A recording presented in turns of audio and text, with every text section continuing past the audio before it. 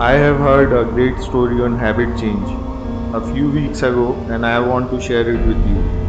I think it teaches us the lesson better than an explanation could.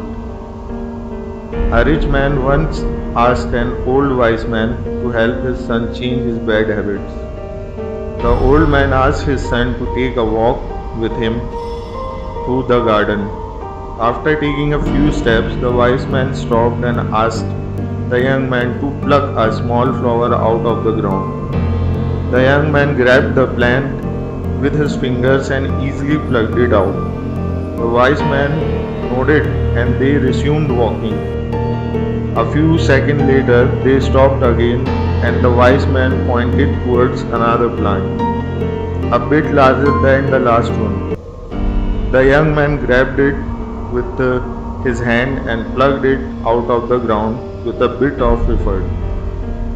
Now pluck out that one, the wise man said, pointing towards the bush.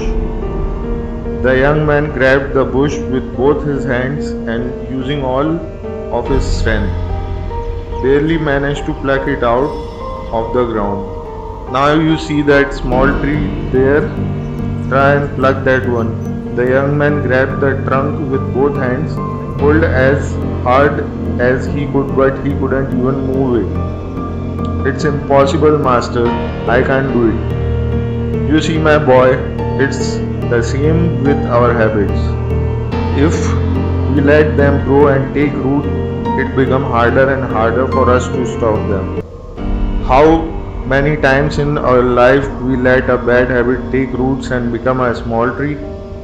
What are you doing on the daily basis that you know is wrong and it becomes stronger and stronger every day? It may be spending too much time on social media, cheating on your diet, or neglecting your education. You will let the bad habits in your life become so strong you can't change them. Or do you want to take start action differently from now on? Bob Proctor said something I love. He said change is inevitable, but personal growth is a choice.